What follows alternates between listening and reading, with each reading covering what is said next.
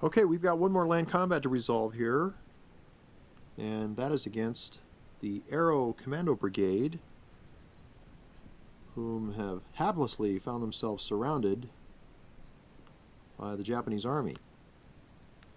Alright, well, in looking at the odds, the Japanese have enough firepower to top out at 6-1, so we're looking at a 6-1 odds right now. The Chinese Commando Brigade has no defensive terrain to speak of, so that's not going to change the odds. The one advantage, however, that the Chinese have is that the Japanese have flown almost all of their air units up to this time. So the Japanese do have one fixed-wing air unit left, and it's this 4-quality air unit that was garrisoning Tokyo. So we're going to go ahead and fly him in. And we've got some helicopter units as well. Now the thing about helicopter units is that they do not contribute to air combat. You can fly them into a combat hex, but they cannot participate in air combat. They can be shot down, but the nice thing about helicopters, however, is that they cannot be intercepted. Now usually you want to wait and use helicopters once you've established air superiority, or once attrition has depleted enough air units from both sides that you can squeeze some of these into some errant combat somewhere on the map.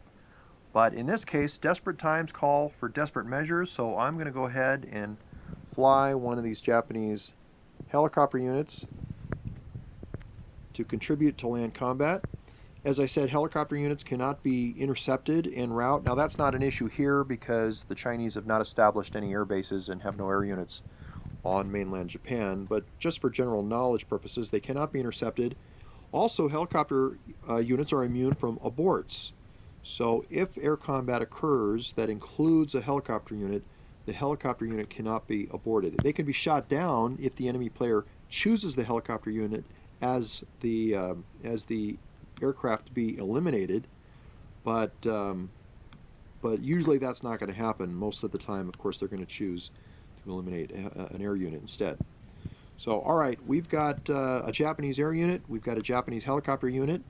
Now it's put to the Chinese player to decide if he wants to contribute air units to this land combat, and yes, indeed they do. Now the Chinese have a similar problem. They've got 1+3 air unit left. All the others have been flown or were shot down. So we're going to go ahead and fly that in. And then we got to start drawing from our pile of 2-quality air units. And Chinese are going to go ahead and fly that in. So now what we have is we have a Japanese 4-quality air unit, a Chinese 3-quality air unit, and 2-quality air unit, so a net of 5. So the odds are not appreciably better for the Chinese, except for the fact that whereas the Japanese are going to be rolling 1 die, because they've only got 1 air unit there, 1 fighter, the Chinese are going to roll 2 dice. So that's going to give the Chinese the real advantage. On the downside, however, for the Chinese is that let's not forget that the Japanese have a SAM battery within range of the combat hex. And that SAM battery will impose a -2 die roll modifier to the Chinese air combat dice roll. So when you really add it all together, the odds are mostly even. I think the Chinese have a slight advantage, but we'll find that out in just a minute. All right, the last thing that we do is that we decide if we want to apply any cyber war chits. Now the Japanese have 1 cyber war chit left, as do the Chinese. But the Japanese player is going to decline, and the reason being is I don't want to waste a valuable cyber war chit on this combat. We've got 1 lone Commando Brigade here, and he's out of supply, and he'll go out of supply next turn, and then he'll become eliminated. So it's not worth wasting a cyber war chit to kill him off. I'll probably kill him off in land combat in any case. So I'm going to go ahead and decline usage of my last cyber war chit. The Chinese player is also going to do the same thing. He's got a mathematical slight advantage in the air, I believe. So there's no use wasting a cyberwar chit for something like this just to save the commando unit. We do want to shoot down this Japanese air unit, but we're going to let the dice decide the fate. Alright, so let's go ahead and roll the Japanese die roll. Uh-oh, the Japanese roll a 1. So things are not looking good, the Japanese. Alright, now we're going to roll the Chinese dice roll. And there you go, Chinese roll an 8. Now the Chinese do have to subtract 2 from their die roll because of the Patriot unit here, but that's not going to make enough of a difference to change the odds.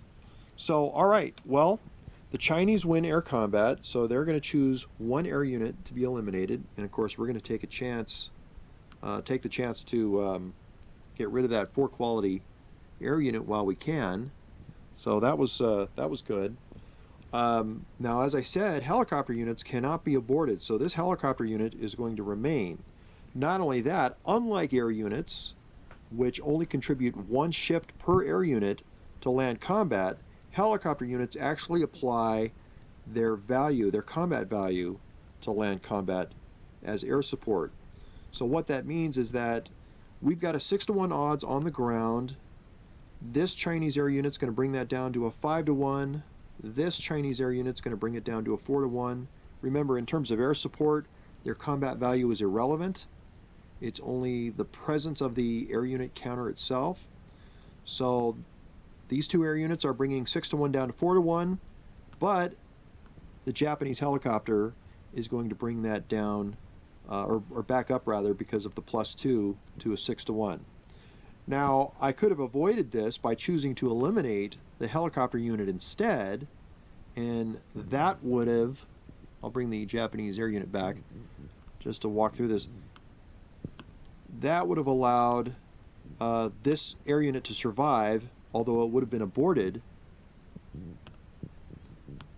and I could have had free reign in the combat hex, but I really did want to eliminate that 4 quality air unit. So I'm suffering with the fact that the helicopter is going to basically cancel out my shifts.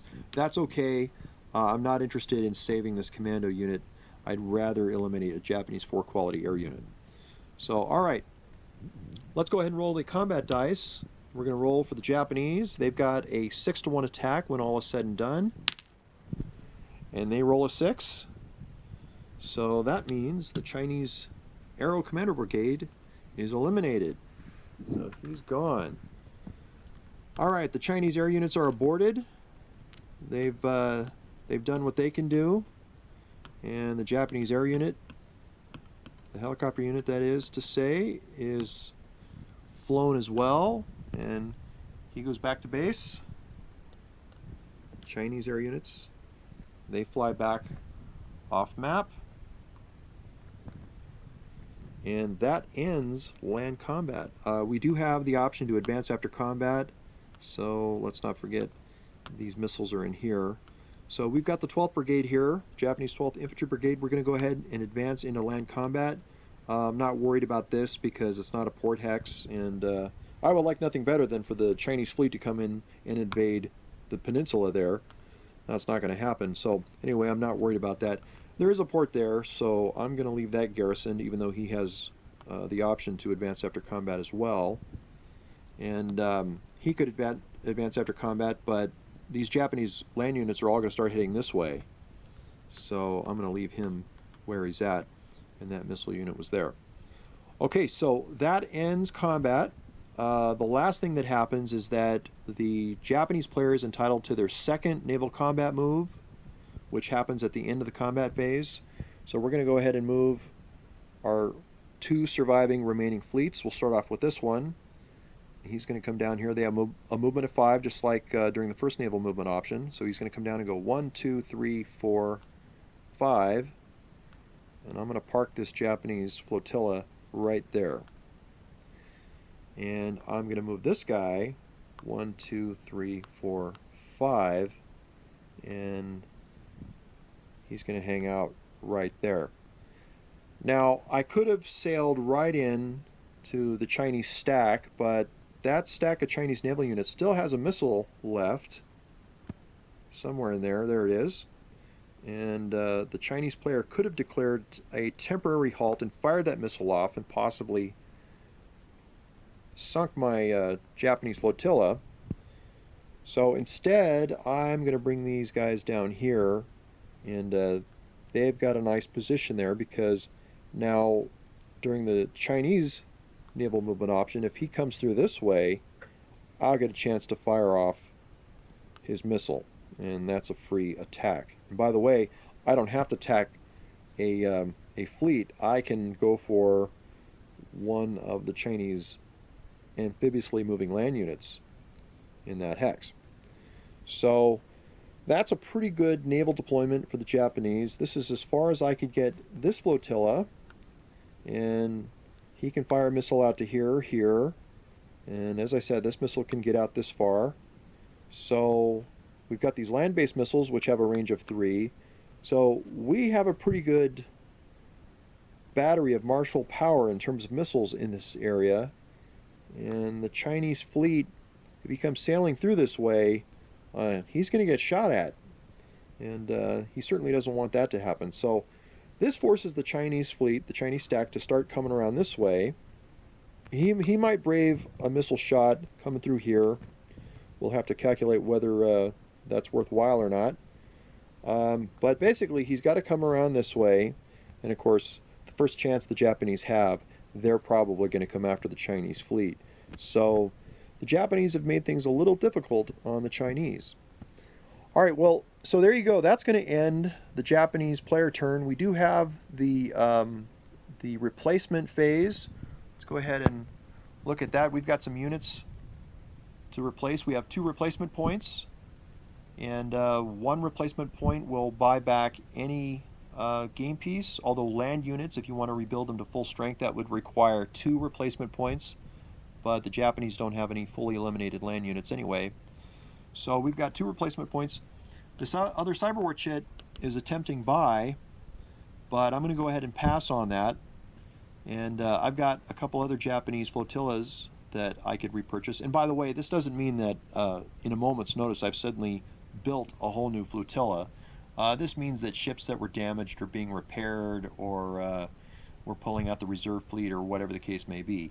However, when you repurchase a fleet, you don't get the missile unit as well. If you want the missile unit as well, you have to use a replacement point for that too.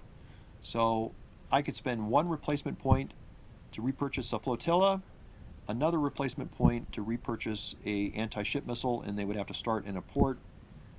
But I think what I really need to do is I need to use both of my replacement points to bring back some of these 4 quality air units, which are invaluable. So we're going to go ahead and do that. We will spend 2 replacement points. We have reconstituted 2 4 quality air units, and we're going to go ahead and place them on an air base. We'll put one here, and I'm pretty happy with that. And that ends the turn. We'll go ahead and begin the next turn with the Chinese player's turn. And in the meantime, what I'll do is I'm going to flip all the Japanese air units back over to their flown eligible side, and that will apply to the off-map Chinese air units as well, and that will begin a new turn cycle, and then we'll see how things go. So the next turn is going to be very interesting. I'm going to finish out a second turn, at least insofar as I can get the Chinese fleet and actually make a landing, and we can see how that goes. That might actually take us out to 3 turns. And that'll be the last video I'll do. I will do one more video after that when the game is completed and finished, and I'll kind of talk about how things evolved from there, and we'll see how the game ended up, and we'll find out who won. So thanks for joining us yet again, and I'll see you in the next video.